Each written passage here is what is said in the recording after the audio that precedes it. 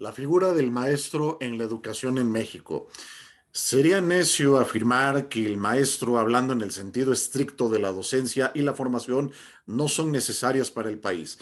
De pensar así, sin duda, nosotros mismos estamos incentivando que la sociedad no se encuentre preparada, educada, informada y en consecuencia que tengan criterio propio, lo cual ya a nivel internacional nos estancaría bastante. De ahí que, como lo comentamos, la educación es imperiosamente necesaria en cualquier país y México, por lógica inexorable, no es la excepción. La educación como derecho humano que es debe estar al acceso del pueblo y deberá ser laica y gratuita, tal y como lo marca el artículo tercero de la Constitución Política de los Estados Unidos Mexicanos. Pues si bien es cierto, existen instituciones educativas de carácter privado, no toda la gente tiene las posibilidades para poder pagar sus colegiaturas. Ahora bien, es importante hacernos las siguientes preguntas. ¿La figura del maestro es respetada en México? Si somos uno de los países de la Organización para la Cooperación y el Desarrollo Económicos en lo sucesivo, la OCDE, que mayor presupuesto destina a la educación, ¿por qué no tenemos una infraestructura de calidad? Nuestros alumnos desde el nivel primario hasta el bachillerato no están bien preparados ante sus similares de otros países. ¿Y por qué no se fomenta la investigación? ¿En qué estamos fallando? Respecto a la primera interrogante, es doloroso afirmar que la figura del maestro no es respetada en México y los factores son muchos. Y aquí tiene que ver la intervención de líderes sindicales sin escrúpulos que les interesa más ensanchar sus finanzas personales y absorber poder como un vampiro hambriento, con perdón de la expresión. Lógicamente la educación se va desprestigiando porque lejos de contratar a maestros con la vocación y el amor de enseñar y formar, queda todo en nepotismo y o en venta de plazas, nada más para que en algunos casos, no en todos, lleguen personas deseosas de un salario seguro, sin vocación docente y, si se puede, tener un hueso en la política, que es la expresión que como mexicanos tenemos para las personas que cueste lo que les cueste, desean llegar hasta las altas esferas del citado poder con un mínimo esfuerzo intelectual académico y mucha pleitesía y saber jugar ese juego mafioso, valga la cacofonía, del charrismo que ha llegado a infectar a todos los sindicatos, entre otras organizaciones civiles. Dicho lo anterior, por desgracia en México se le ve al maestro como una persona mal pagada, ignorante, mitotera, también con perdón de la palabra, la cual empleamos en nuestro país para hacer referencia a la gente que está en todo menos en lo que le corresponde y puede llegar a provocar con sus acciones, omisiones y o dichos problemas muy graves y por culpa de algunos se les tacha a todos los maestros cuando en realidad tenemos personal muy capaz con verdadero amor por enseñar a sus alumnos. Otra cosa muy importante es la falta de respeto a los adultos y adultos mayores y la falta de valores. Probablemente aún con la generación X, los que nacimos entre los años 1970 a 1981, se nos reprendió en el buen sentido de la palabra y se nos educó de una manera estricta en donde estaban prohibidísimas cosas tales como intervenir en la plática de los adultos si no se nos pedía parte, el rezongar o siquiera voltearle los ojos a los adultos si nos solicitaban algo, nos regañaban, el no responderle de forma prepotente o grosera a las demás personas y el inculcarnos dos frases sencillas pero con gran profundidad y que se han venido olvidando. Por favor y gracias. Eso no debía de faltar en el lenguaje de una persona correcta. Ahora bien, es honesto decir que también esa generación X a la que pertenezco, también fuimos los primeros en empezar a hacer lo que no se debía de hacer con los adultos. Y de ahí los que tienen hijos, insisto, algunos, no todos, no quisieron pasar por lo que atravesaron de niños y de adolescentes, flexibilizando la formación en casa y confundiendo o dejando desapercibida la delgada, delgadísima línea que hace la diferencia entre libertad y libertinaje, esta última como un exceso de la primera manera hace bastante daño, tanto como la represión, porque se hace lo que se quiere, afectando derechos de terceras personas, pues todo debe de tener un límite. Si no queremos una juventud desbordada que de por sí, cuando atravesamos por la etapa de la adolescencia, somos difíciles y no nos entendemos, debemos de hacer caso a consejos y recomendaciones de las personas que de verdad aporten algo y que sea para nuestro bien.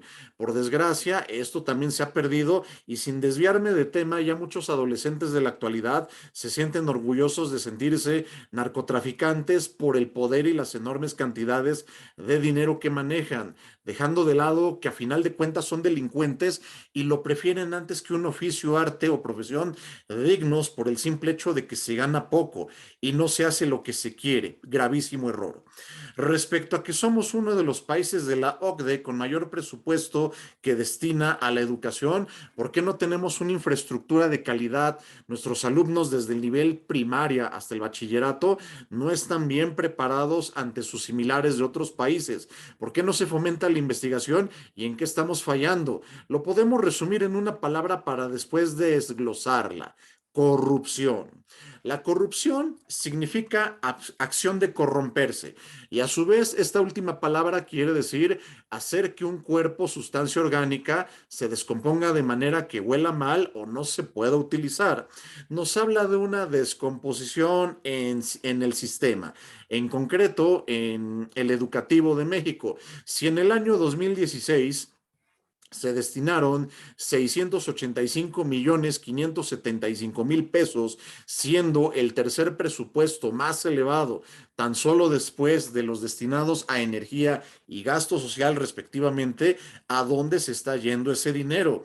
Que es muchísimo para nosotros, pero respecto a otros países como Estados Unidos, nuestro vecino y socio comercial, nuestro presupuesto es 7 veces inferior, ya que ellos invierten por alumno la cantidad de $14,269, mientras que nosotros solo $2,958. Muchas escuelas públicas se están literalmente cayendo. Las instalaciones sanitarias no son las adecuadas. Tienen un pobre equipamiento de luz y sonido. Los desayunos escolares prácticamente se han convertido en una mera retórica, cuando en el sexenio del abogado Adolfo López Mateos y su señora esposa Eva Sámano Bishop, apodada la Maestra de México, fueron una meta planteada de forma permanente para que la infancia y juventud mexicana no se fuera a tomar sus clases con el estómago vacío, pues se necesitan nutrientes para poder tener un sano razonamiento y rendir en la educación. Simple y llanamente, sin una nutrición adecuada, nada o poco se puede hacer, llámese trabajo intelectual o físico. Y ahora es una burla lo que se les da a nuestros niños y jóvenes como supuesto desayuno escolar. Aunado a lo anterior, cabe señalar que en el sexenio del presidente mencionado con antelación fue en donde más escuelas y museos se construyeron y remodelaron, y él gobernó México del 1 de diciembre de 1958 al 30 de noviembre de 1964. Han pasado muchísimos años desde que él dejó el poder y era para que de haber seguido por ese camino tuviésemos una educación de calidad, una excelente infraestructura para lograr tal fin, incentivar y fomentar la ciencia, tener una tasa de 100% de alfabetismo y que la referida educación haga competitiva a nuestra población, pero entre corrupción y medidas económicas erróneas, como la implantación del neoliberalismo, que en mi humilde opinión es un suicidio para los países en desarrollo, pues se descuida o casi se abandona el gasto social y caemos en otra cosa. Se llega a un libertinaje económico enarbolando el pabellón de una economía laissez-faire, laissez-passer. Pero lógicamente esta actividad también debe de estar regulada por el derecho y vigilada por el Estado para no desestabilizar al país con millonarias fugas de capitales, simplemente porque al inversionista de la nacionalidad que sea, simple y llanamente México ya no fue negocio. La educación ha quedado sumamente descuidada. El reto aquí es armar un plan educativo en el cual la educación sea una herramienta eficiente para el desarrollo socioeconómico del individuo, logrando así una armonía social para que no se refugien en la delincuencia organizada a falta de un empleo digno y bien remunerado. Fomentar la investigación y la ciencia para ser líderes en este siglo de la tecnología, para ser más productores y menos importadores de la misma. Que la educación sea provechosa, detallada y no aburrida, para que las personas simplemente no se les den pues, las cuestiones académicas, enfocarlas en el deporte y apoyarlas para que también esa sea su herramienta para tener una vida digna. Esa ha sido la fórmula que otros países han empleado y ha funcionado. Un ejemplo muy reciente que tenemos para citar es a Michael Phelps, quien de niño le llamaba la atención todo menos la escuela. Sin embargo, su energía y talento fueron canalizados a la natación y fue tanto su amor por lo que hacía que se convirtió en el deportista olímpico más condecorado de todos los tiempos con un total de 28 medallas. Y así como él, queremos cambiar el futuro de nuestras generaciones subsecuentes. Espero que este video haya sido de su agrado. No olviden darle me gusta. Esperamos su retroalimentación en los comentarios, por favor. Muchísimas gracias. Se despide de ustedes su amigo Rubén Abdascar Camacho, abogado postulante en Comercio Exterior y Derecho Marítimo. Hasta pronto.